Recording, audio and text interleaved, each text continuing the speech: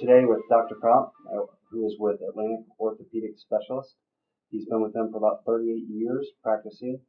And the topic today is medial and lateral epicondylitis. And Dr. Krop's going to tell us about what he has dealt with in the past 38 years. Yes, Dave, this is a condition of combination of stress and probably microscopic tendon injury to the area around the lateral aspect of the elbow. So if we take your elbow, if I can get you to pull your sleeve up, we can look at that. The typical complaint areas that patients have is pain in this area.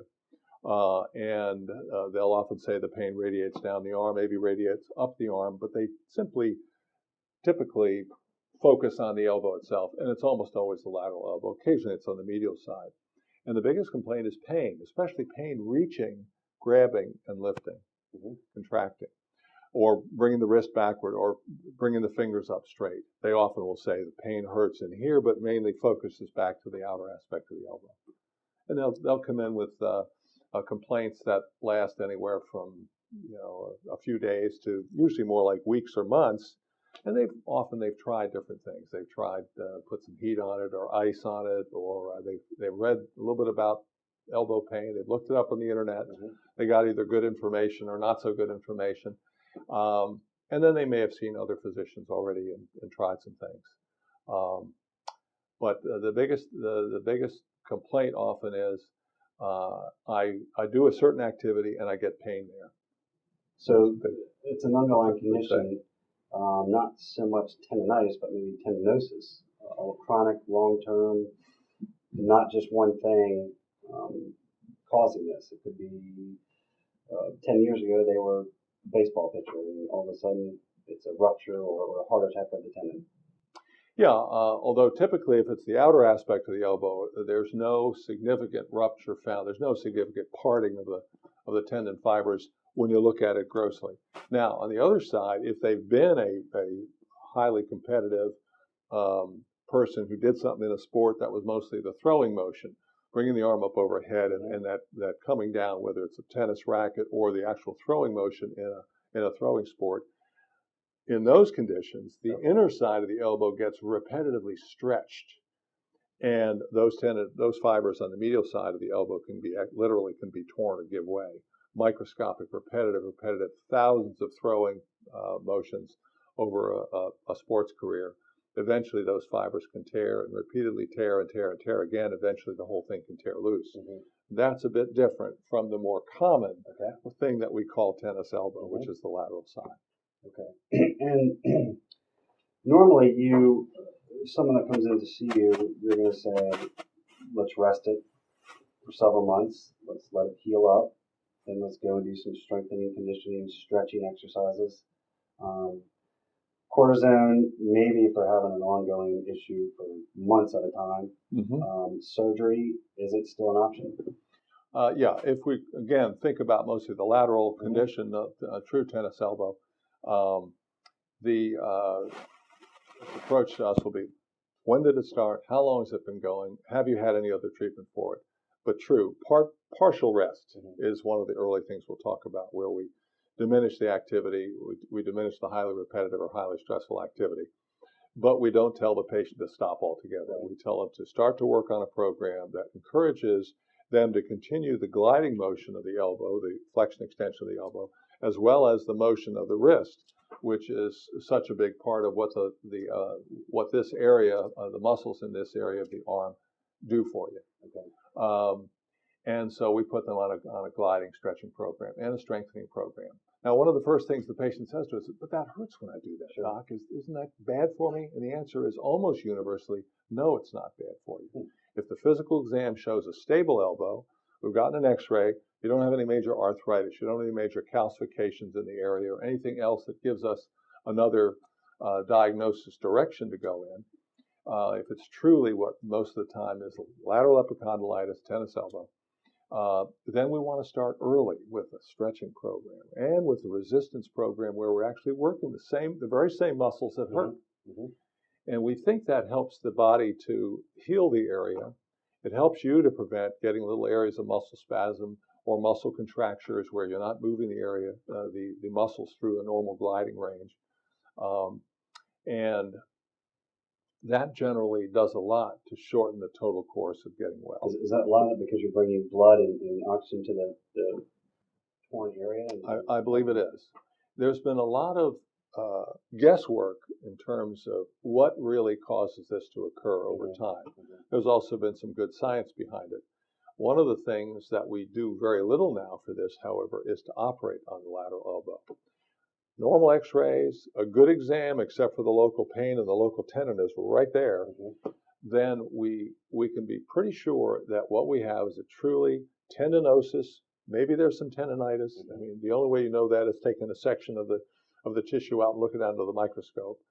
But tendinosis means simply a degenerative change in the tendon fibers, and generally it is very close. Brought you a little model, very close to where muscle attaches to bone.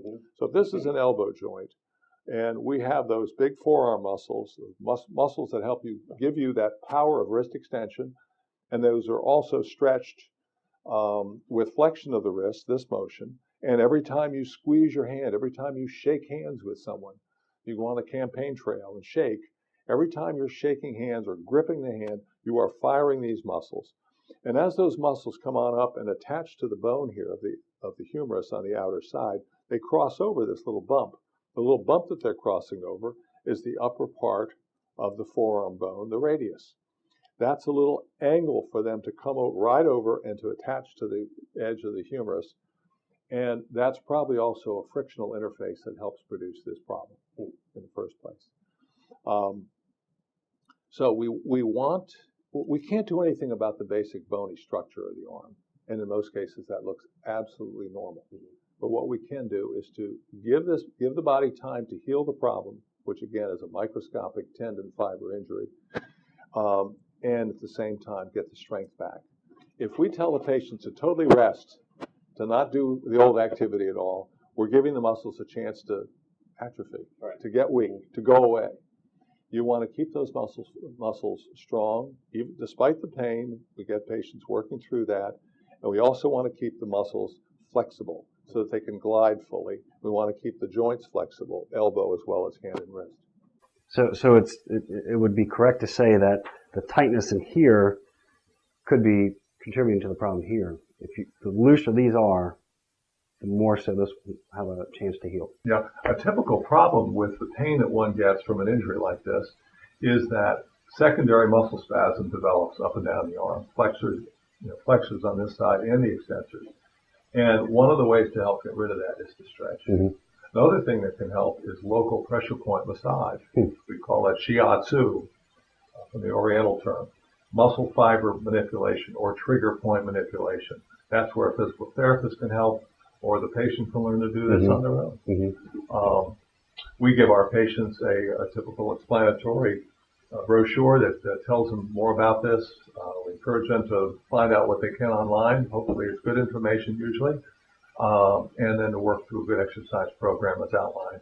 Right. Well, it's good to hear that surgery is probably the utmost last solution to the problem. It is certainly for the lateral epicondylitis. And you're seeing that within doctors around the world are putting the brakes on surgery and let's look at something else. We don't do surgery for this very much. I think we do a lot less than we perhaps did at one point as well. So there's encouragement. But I think physical therapy, and once you understand the physical therapy routine, the exercise routine, that's helpful for this. Most of the time, the patient can do most of that on their own. And I often will give them the option. You want to try a little bit of this on your own. Start with it. Follow this routine. Here it is. It's printed. Here's some background information. Get started. Let's see what happens. Farther down the line, if they're not sleeping through the night, they're having a lot of problem with pain, we will certainly consider an injection. But always remind the patient the injection doesn't cure the problem. It may give you temporary relief. It may give you relief of pain for a while. But that relief from the injection, from the cortisone typically, will go away. So cortisone is really just reducing the swelling, but not healing the problem. That's correct. Reducing the local swelling perhaps, and certainly the local tenderness, but not actually causing the thing to heal. It's got to heal from the inside out. And again, typical length of symptoms for a lot of patients, 6 months, 12 months, 18 months. So even taking NSAIDs, topical NSAIDs, it's still masking the pain. Yeah, topical NSAIDs such as a surface rub may help somewhat with the local inflammation deep inside, but and and it makes the patient feel better and doesn't run that medication Sure. through their Mhm. stomach. That's Mhm. a good thing. But you still have to go through the process of healing. We look at what we call the wound resolution process.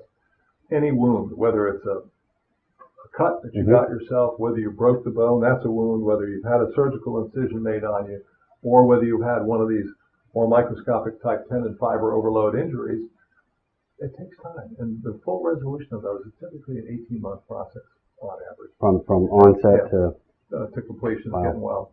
Okay. So it's sometimes hard Mhm. for patients to understand that, and sometimes we don't make the point of informing people enough about that. But that's what it takes. So if you're not willing to let it heal for 18 months, it could be 3 years down the road. Heal Could be time. longer. You might have other problems. If you're a smoker, you won't do as well. Interesting. Smokers do not do as well with this and with a lot of other things because of probably the circulation that they don't get to the area that needs the healing. The oxygen levels aren't the same. So that's another sidelight. Another thing that if the patient's having trouble with, maybe they can dig in and make somehow alter that part of their health history. Thank you very much.